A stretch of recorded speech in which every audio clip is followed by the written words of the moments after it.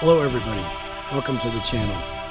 A few months ago my wife and I had an opportunity to tour Biltmore Estates here in Asheville, North Carolina, and it is a magnificent piece of architecture to say the least.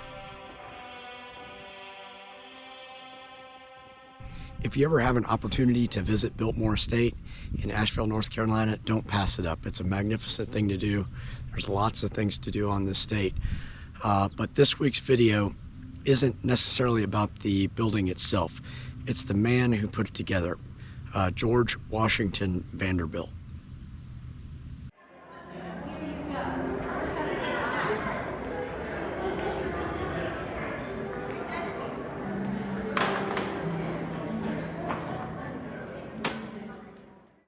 So George Washington Vanderbilt was 25 years old when he started to procure the finances to build this magnificent estate.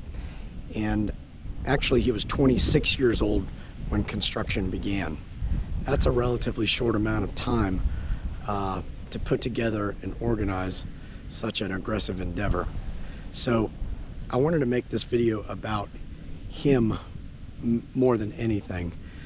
There's some really fantastic facts about this young man that I think get washed over when you see just how beautiful the estate really is. So I hope you enjoy it, and thank you for watching.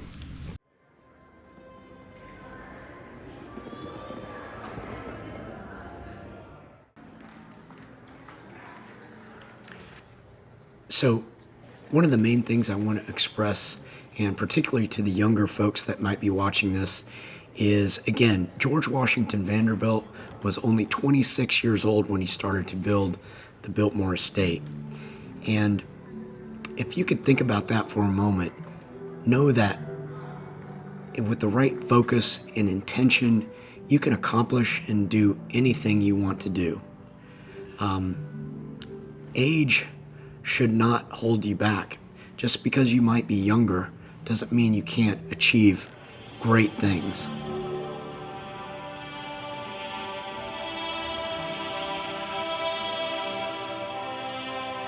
In the heart of America's Gilded Age, George Washington Vanderbilt II carved out a legacy that blended opulence, intellect, and innovation. Born on November 14, 1862, in New Dorp, Staten Island, George was the youngest of 8 children in the wealthy Vanderbilt family, whose fortune came from railroads and steamboats. Unlike his brothers, who dove into the family's business empire, George was a shy, introspective soul, more captivated by books, art, and philosophy than by financial ledgers. His father, William Henry Vanderbilt, a prominent art collector, nurtured George's aesthetic passions, gifting him a love for beauty that would define his life's greatest achievement.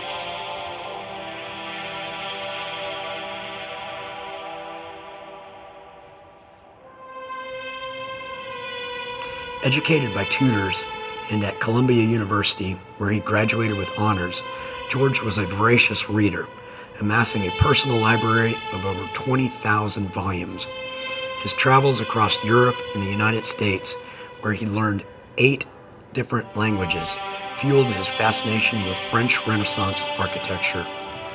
This passion led to his most iconic contribution, the Biltmore Estate in Asheville, North Carolina. Envisioning a grand retreat, George purchased 130,000 acres of woodland in 1888, and hired an architect, Richard Morris Hunt, and a landscape designer, Frederick Law Olmsted, to create a masterpiece. The result was a 250-room chateau-esque mansion sprawling over 178,926 square feet, the largest privately owned home in the United States. I have to pause for a moment and talk about my favorite room, the Grand Library. On the ceiling, you'll find the Chariot of Aurora, a vibrant 18th century masterpiece by Italian artist Giovanni Pellegrini, spanning 64 by 32 feet across 13 canvases. This vivid depiction of Aurora, the goddess of dawn, was acquired by George Vanderbilt from Venice's Palazzo Pisani, Architect Richard Morris Hunt designed the library to showcase this treasure.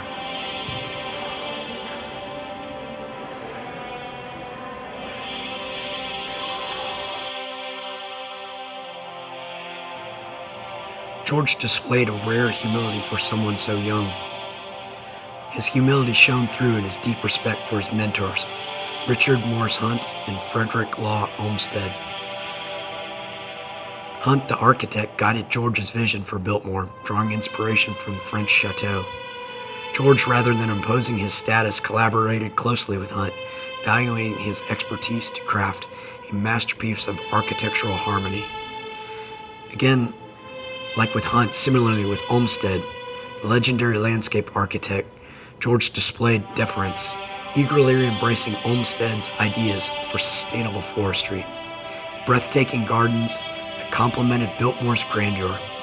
George's willingness to learn from these luminaries, despite his wealth, reflected a grounded spirit, ensuring their shared vision became a timeless American landmark.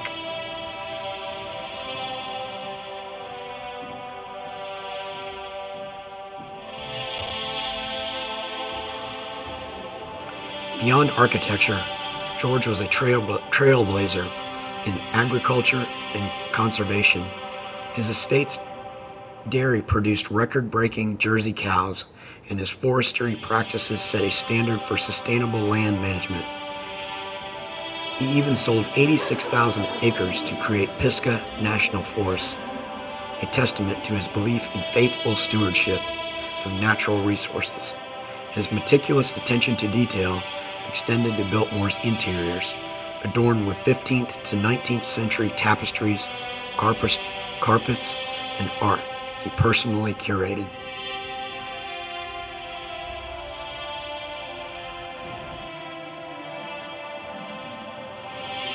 George's personal life was equally compelling.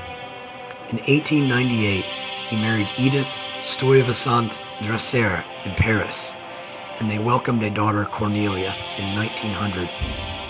The couple narrowly escaped disaster, canceling their passage on the Titanic.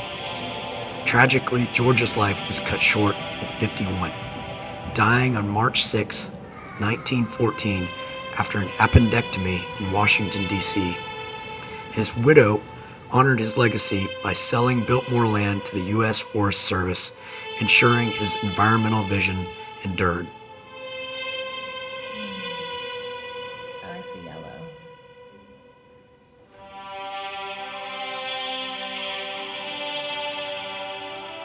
So, George Washington Vanderbilt II was more than a wealthy heir. He was a scholar, a visionary, and a steward of nature.